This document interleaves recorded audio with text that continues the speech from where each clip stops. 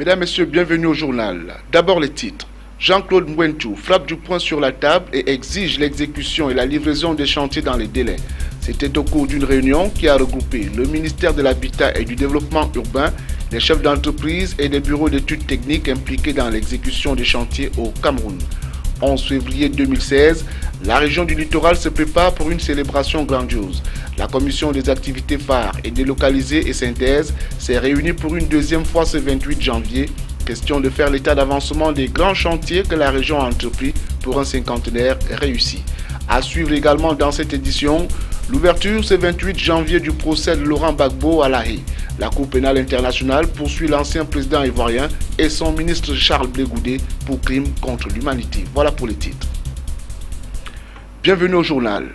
Voiries urbaines, le ministère de l'Habitat et du Développement urbain a regroupé ce 28 janvier 2016 les chefs ou représentants d'entreprises et les bureaux d'études techniques impliqués dans l'exécution des chantiers. Il était question d'évaluer les travaux financés sur fonds routiers pour le compte des exercices 2015, 2014 et antérieurs. Les deux parties se sont jetés les torts en toute responsabilité. Mais la situation n'est pas du tout reluisante, nous dit Jean-Pierre Bitongo. Cette rencontre avait pour principal objectif de faire l'examen de la situation des chantiers, notamment les 92 projets attribués à 58 PME camerounaises au 27 janvier 2016 et qui sont en cours d'exécution. Il était donc urgent de regrouper les acteurs des bâtiments et travaux publics qui n'étaient pas représentés aux travaux de la dernière session de la CONAROUT, le Conseil national de la route, présidé le 12 janvier dernier par le Premier ministre chef du gouvernement. Or, Philémon Yan tenait à leur demander ce qui bloque les travaux dans les différents chantiers. Pour le ministre Jean-Claude Mwentou, la situation n'est pas reluisante, ce d'autant plus qu'il y a des entreprises qui n'ont pas toujours achevé les travaux à eux confiés en 2011, 2012, 2013, 2014 et on est aujourd'hui en 2016. Pour vouloir arrêter cela, le ministre de l'Habitat et du Développement urbain a échangé avec ses hôtes sans frémissement ni état d'âme. Suite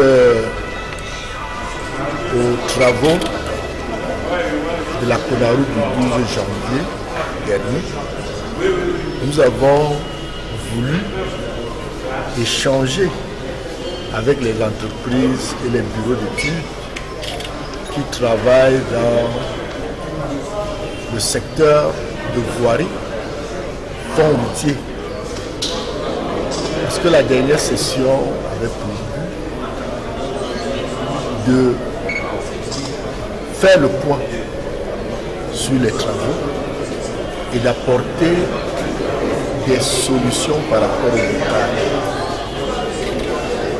L'administration ayant fait un diagnostic, il était de bon temps de se rapprocher des acteurs sur le terrain pour savoir et avoir leur son de cloche. De leur côté, les acteurs concernés décrivent le non-paiement des décomptes, relevant qu'une entreprise ne peut pas bouger s'il n'y a pas de financement. Une autre rencontre similaire a lieu ce 29 janvier 2016, toujours au ministère de l'Habitat et du Développement urbain à Yaoundé. Audience au ministère de la Santé publique. André Mamafouda a reçu ce 28 janvier 2016 le délégué à la coopération du canton du Jura en Suisse, Stéphane Berda. Les détails dans ce compte-rendu de Jean-Pierre Bitongo. Géographe de formation et spécialiste d'économie régionale et de transport, Stéphane Berda, qui est amené à promouvoir l'aide au développement, notamment à travers le suivi des projets que le canton du Jura mène au Cameroun, était accompagné de l'ambassadeur de Suisse au Cameroun, son Excellence Claude Altermat. Au cours de cette audience qui s'est déroulée à huis clos, André Mamafouda et ses autres auront parlé des accords de coopération concernant les projets d'aide au développement dans les domaines de la santé mis sur pied au Cameroun par l'État jurassien après leur signature en 2012. Au sortir de cette entrevue, les deux Suisses délivrent ici l'objet de leur rencontre avec le ministre camerounais de la Santé publique. Après, nous sommes partis sur toute une série de projets pilotes que nous avons conduits, toujours en partenariat avec le ministère de la Santé, avec lequel la collaboration a toujours été très bonne.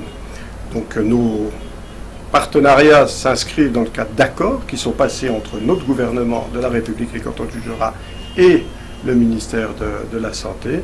Et aujourd'hui, il s'agissait de se replacer dans une perspective d'avenir. Et Monsieur le ministre Mamafouda a souhaité que nous relancions une négociation en vue d'aboutir à un accord pour les années à venir dans ces prochains mois. C'est pour nous très important d'avoir un des cantons suisses proche des citoyens et dans le Jura et ici d'entretenir cette coopération. Signalons que le canton du Jura, qui a le statut de république au sein de la Confédération helvétique, a été créé en 1979 et c'est le plus jeune des 26 cantons suisses. Cinquantenaire de la fête de la jeunesse, le 11 février 2016, la région du littoral se prépare pour une célébration grandiose. La commission des activités phares et délocalisées et synthèse s'est réunie pour une deuxième fois ce 28 janvier. Question de faire l'état d'avancement des grands chantiers que la région a entrepris pour un cinquantenaire digne pour la jeunesse camerounaise et particulièrement celle de la région du littoral. Jerry Eba et José Ngongang ont suivi les travaux. Voici leur compte rendu. Deuxième et dernière réunion de la commission des activités phares, délocalisées et synthèse de la semaine de la jeunesse 2016 dans la région du littoral.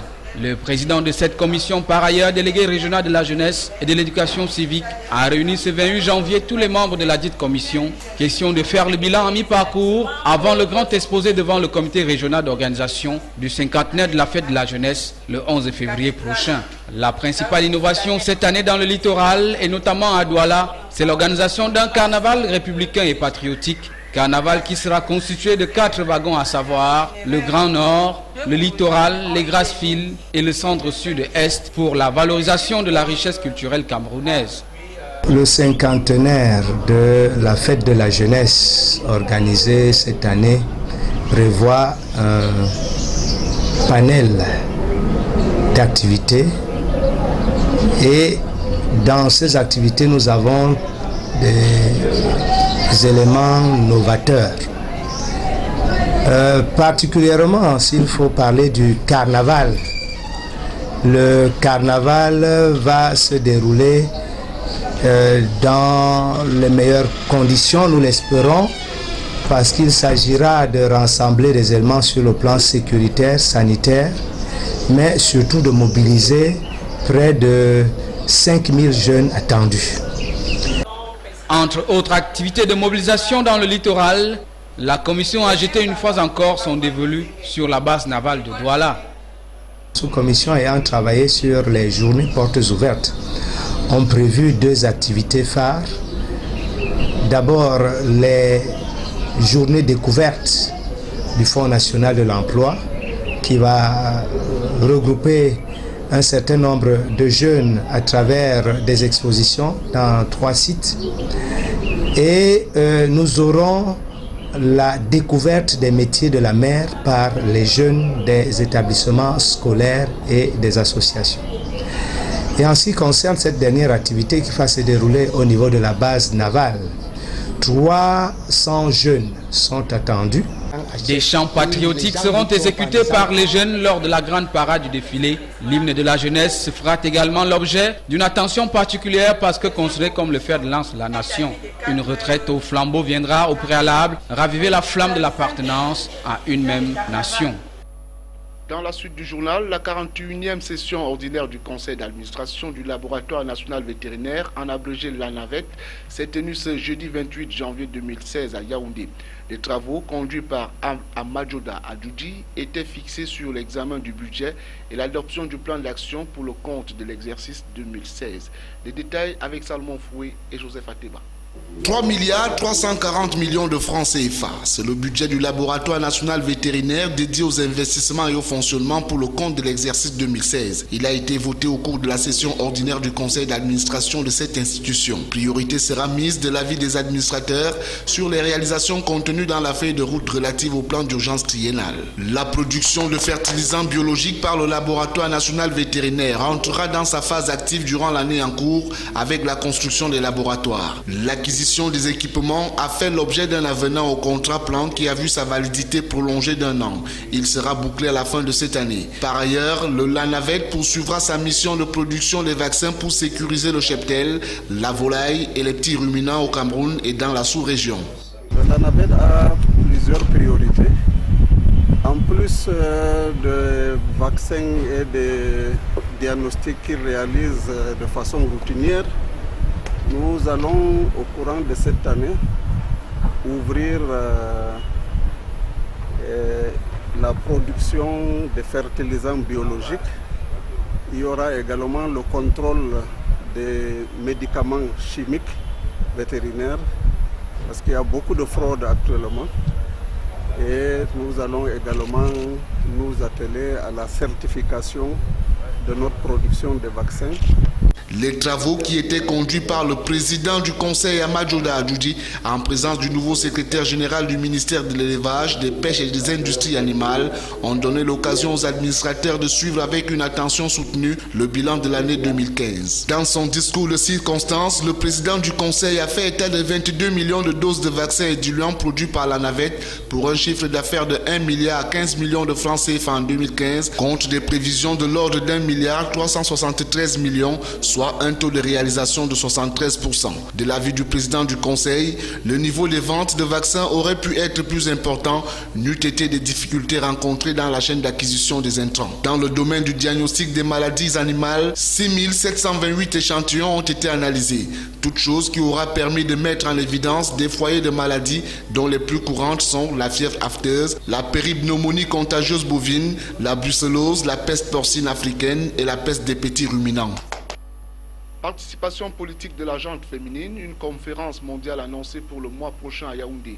Le leadership d'entrepreneuriat féminin et la participation politique des femmes. C'est le thème de la conférence mondiale sur la participation politique des femmes qui se tiendra à Yaoundé du 24 au 26 février prochain. Le point avec Salmon Foué, Marcel Vanderben et Eric Tiché pour le récit.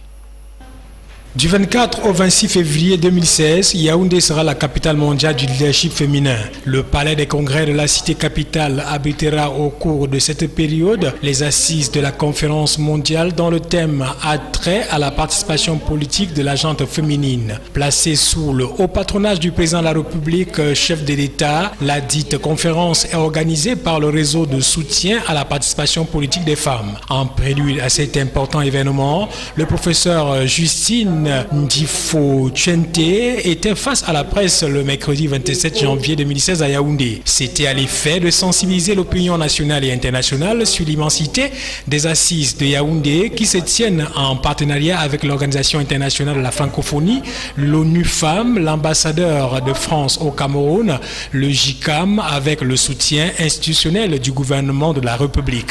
More Women in Politics travaille avec les femmes et les filles dans tous les secteurs, dans tous les domaines. Je ne vais pas trahir un secret en vous disant que le spot que nous avons monté présente les femmes leaders dans tous les secteurs.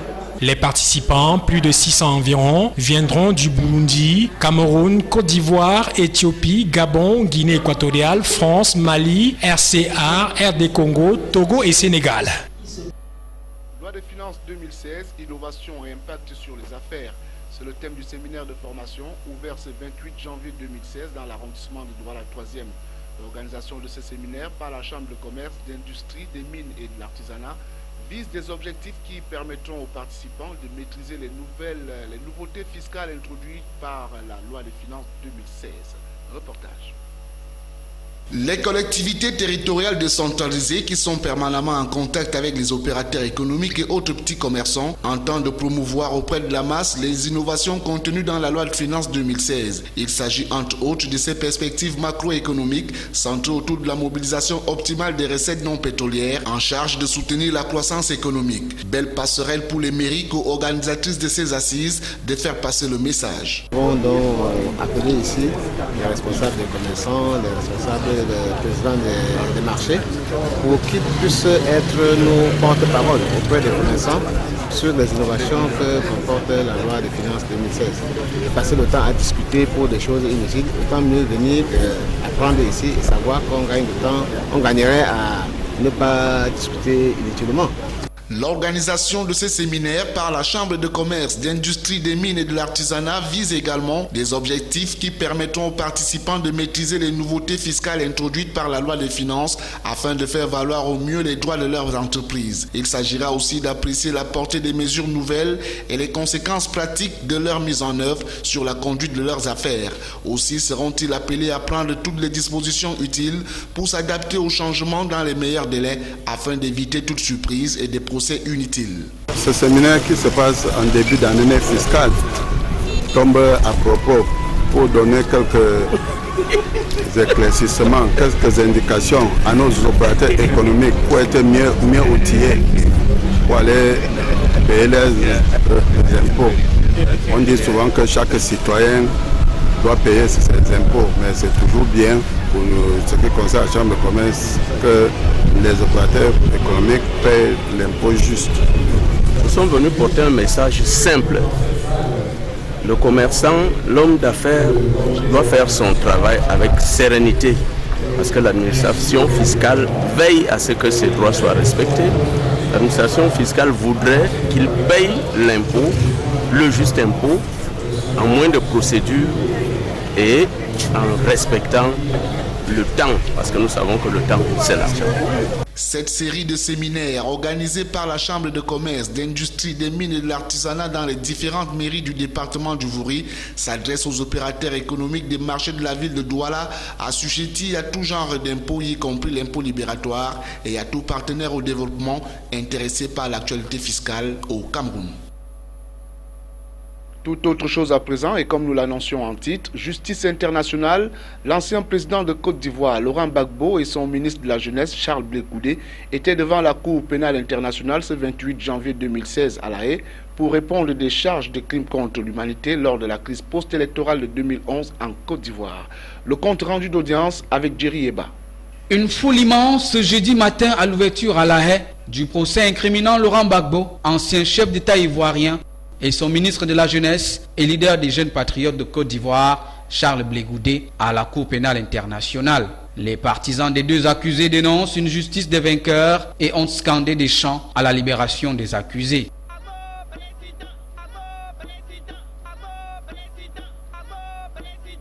Après la présentation des différentes parties au procès, à savoir la défense de Laurent Gbagbo, constituée d'un collège d'avocats et juristes, et de Charles Blé Goudé, co-accusé, les autres parties sont conduites par Madame le procureur de la CPI, Ben Souda, et son équipe. Les représentants des victimes sont également présents dans ce procès. Les deux co-accusés ont affirmé plaider non coupable des accusations de crimes contre l'humanité lors de la crise post-électorale de 2011. Monsieur Gbagbo, plaidez-vous coupable ou non coupable? Merci, Monsieur le Président. Je plaide non coupable. Idem pour le président des jeunes patriotes de Côte d'Ivoire. Lors de la crise, près de 3000 personnes avaient perdu la vie et des milliers d'autres vivent encore avec des stigmates de la guerre. En ouvrant le procès, le président de cette audience a recadré et mis en garde les uns et les autres sur les enjeux purement judiciaires du procès. Celui, c'est un procès pénal, pas une manifestation politique, pas un jeu où une partie veut prévaloir sur l'autre. Il n'est pas du tout un procès à la Côte d'Ivoire ou même au peuple ivoirien. Ce 28 janvier marque ainsi une étape importante de ce procès qui pourra durer entre 3 et 4 ans afin d'établir la culpabilité ou non de Laurent Gbagbo et de Charles Blé Goudé. Toujours dans les couloirs de la justice internationale avec le procès Gbagbo et Blé Goudé, les Camerounais qui suivent de très près cette affaire depuis 2011 restent perplexes quant à l'issue de ce procès et interpellent les autres Camerounais à plus de lucidité et de vigilance quant à la gestion politicienne du pays afin d'éviter les travers ivoiriens. Le reportage de Jerry Eba et José Ngonga. Le procès de Laurent Gbagbo, ex-président de la Côte d'Ivoire, et de son ancien ministre de la Jeunesse Charles Blé Goudé s'est ouvert ce 28 janvier 2016 à La Haye, aux Pays-Bas. Depuis la crise post-électorale de 2011, en Côte d'Ivoire, le débat a pris une nouvelle nationalité, celle de l'opinion camerounaise. Après l'ouverture de ce procès, quelques citoyens rencontrés dans les rues de la capitale économique Douala ont fait part de leur regard sur le dossier Gbagbo. À mon avis, Gbagbo est une victime de panafricanisme, comme Gaddafi, comme le Kwame Nkrumah à l'époque. Bon, Gbagbo n'a aucune... Il y a quoi là-bas à la Haye pour répondre à quoi? Dans la même veine, ils estiment que le cas de la Côte d'Ivoire doit interpeller tous les Camerounais, car ce qui arrive aux autres pourra ne pas nous arriver si et seulement si le peuple est vigilant. Et les Camerounais aussi doivent être méfiants. Beaucoup de Camerounais passent le temps pour parler de Gbagbo, Côte d'Ivoire, mais très peu de Camerounais demandent qu'après Bia, le Cameroun serait comment? Parce que Gbagbo, c'est après Houphouët. Tous les problèmes de Côte d'Ivoire, c'est après Houphouët. Oui.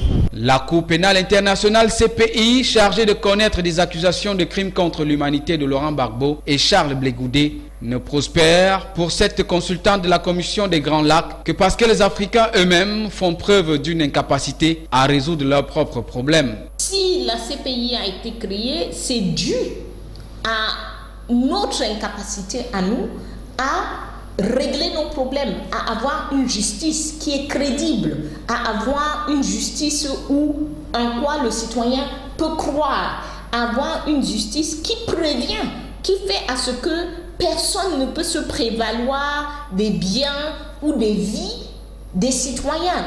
L'affaire Laurent Gbagbo et Blé Goudé, inscrit au barbillard de la justice internationale, fait fi de l'implication à tort ou à raison du camp Ouattara, principal belligérant dans la crise post-électorale ivoirienne de 2011. D'autres citoyens se mettent à l'évidence du fait accompli et suggèrent le pardon et la réconciliation nationale. Il y avait quand même des tueries ou quoi? Il y avait des tueries. Et pour moi, mon point de vue est que le fait est à fait. Il faut la tolérance, il faut des pardons pour que le pays avance partout. Parce que s'il y a des anomalies entre les deux, ça ne va pas. S'il y a des problèmes, ça ne va pas. L'autre évidence, c'est la justice des vainqueurs. Ouattara, qui a gagné les élections, demeure aux commandes du navire Côte d'Ivoire et continue le chantier de la croissance économique de ce géant de l'Afrique de l'Ouest. Hygiène et salubrité à Douala. Que devient le jeudi journée de propreté? Chaque semaine de 6h à 11h, toutes les boutiques et marchés et autres commerces sont fermés. La mesure prise par les autorités de la ville reste cependant partiellement appliquée sur le terrain. L'on respecte plus la fermeture des espaces marchands que l'objectif de la mesure qui vise à lutter contre l'insalubrité en milieu urbain. Reportage, Éric Tiché et Benoît Dogmont. Boutique fermée, activité commerciale au ralenti, le constat est clair. La mesure administrative qui déclare le jeudi journée de propriété de 6h à 11h sur l'étendue de l'arrondissement de Douala 3e porterait-elle ses fruits? Répondre par l'affirmative serait de mauvaise foi dans la mesure où les commerçants s'empressent de fermer boutique tout en ignorant l'essentiel même de cette décision prise pour lutter contre l'insalubrité. Conséquence, le jeudi, toutes les boutiques sont fermées, les espaces marchands vides, mais personne ne s'active à balayer devant chez soi. Face à ce spectacle fort désolant, plus d'un observateur interroge alors la part de responsabilité des uns et des autres quant à la mise en application de cette mesure qui institue la propriété dans les arrondissements. Autrement dit, qui du commerçant ou des collectivités territoriales décentralisées est chargé de l'investissement humain le jeudi dans l'arrondissement de Douala 3e. Les commerçants absents des lieux préfèrent se murer chez eux de 6h à 10h30 et regagner progressivement les comptoirs autorisés à ouvrir dès 11h. La question restera donc sans réponse au vu de l'absence des agents de la mairie, introuvables tant au lieu de service que sur le terrain où ils sont censés veiller à l'application de la mesure. Des sources bien introduites, l'on apprendra que la situation s'enlise parce que les contrôleurs communaux s'intéressent plus à la fermeture des boutiques et aux amendes en font fi de l'objet de la mesure du jeudi. Il faut noter que la journée de propriété instituée dans tous les 6 arrondissements du département du Vouri, loin d'être un effet de mode, est un moyen pour les exécutifs communaux de participer à leur niveau à la lutte contre l'insalubrité dans les différents quartiers de la ville. Ceci dans l'optique de préparer le concours de propriété interne dans l'arrondissement et celui de la commune la plus propre du département. Du sport, la Ligue de football ouvre sa saison ce samedi à Douala. La conférence de presse d'avant-match s'est tenue ce jour dans la capitale économique et a opposé les deux équipes, à savoir Union de Douala, représentée par le coach et son capitaine, et de l'autre côté, Dragon de Yaoundé. La phase de questions-réponses s'est faite sans problème devant les journalistes qui ont massivement répondu présent. Voici quelques attitudes captées par nos reporters. Par rapport à la nouvelle saison, je peux déjà vous dire qu'on a gardé pratiquement le même effectif. Et comme je dis souvent, s'il n'y a pas de progression sans stabilité. Il faut déjà stabiliser. On stabilise, on voit ce qui a amélioré et à partir de là, on peut faire des projections. Notre souhait, après avoir fait cette préparation, on a fait beaucoup de matchs d'évaluation. Ça nous a permis de recadrer par rapport aux erreurs de l'année dernière. On a essayé de recadrer, on a essayé de corriger. Et cette année, on était vraiment satisfait au vu des matchs d'évaluation que nous avons fait. On pense que nous sommes aujourd'hui prêts pour aborder ce championnat de toute façon très très dur. Rude pour nous, parce qu'on a fait 7 ans de temps. Parce qu'on avait beaucoup de travail à parfaire, et surtout sur le collectif. On a joué, on a senti appartement contre la PGS. Voici l'essentiel de l'actualité internationale avec nos confrères de l'AFP. Le virus Zika se propage de manière explosive. C'est l'alarme lancée jeudi par l'Organisation mondiale de la santé qui prévoit entre 3 et 4 millions de cas sur le continent américain. Le virus, pour lequel il n'existe pas de vaccin, se transmet par piqûre de moustique et peut entraîner de graves malformations congénitales. Une réunion d'urgence de l'OMS doit se tenir dans quelques jours. En attendant, la ministre française de la Santé, Marisol Touraine, recommande aux femmes enceintes de différer d'éventuels voyages aux Antilles ou en Guyane. Le président iranien souhaite une relation nouvelle entre son pays et la France. C'est ce qu'a déclaré Hassan Rouhani au MEDEF à l'occasion d'une visite officielle à Paris dominée par des accords économiques avec Total et PSA. Il a été ensuite reçu à l'Elysée par son homologue François Hollande, alors que des opposants lui reprochaient son inaction en faveur des droits de l'homme. Baisse des vols à main armée et des cambriolages en 2015. C'est le bilan annuel de la délinquance présenté jeudi par le ministre de l'Intérieur Bernard Cazeneuve. Les violences dites non crapuleuses, souvent commises dans la sphère familiale, sont en revanche en hausse. Ouverture au public du Festival de BD d'Angoulême. Cette 43e édition, qui a été marquée par une polémique sur l'absence de femmes sélectionnées pour le Grand Prix, consacre notamment une exposition au japonais Katsuhiro Otomo, auteur des mangas Akira. Le secteur de la BD se porte bien, mais ses auteurs sont précaires. 53% ont un revenu inférieur au SMIC annuel brut. À retenir de cette édition d'information qui s'achève bientôt, Jean-Claude Mbouentou frappe du poing sur la table et exige l'exécution et la livraison des chantiers dans les délais. C'était au cours d'une réunion qui a regroupé le ministère de l'Habitat et du Développement urbain, les chefs d'entreprise et les bureaux d'études techniques impliqués dans l'exécution des chantiers au Cameroun. 11 février 2016, la région du littoral se prépare pour une célébration grandiose. La commission des activités phares et délocalisées Synthèse s'est réunie pour une deuxième fois ce 28 janvier. Question de faire l'état d'avancement des grands chantiers que la région a entrepris pour un cinquantenaire réussi. Fin du journal, bonsoir.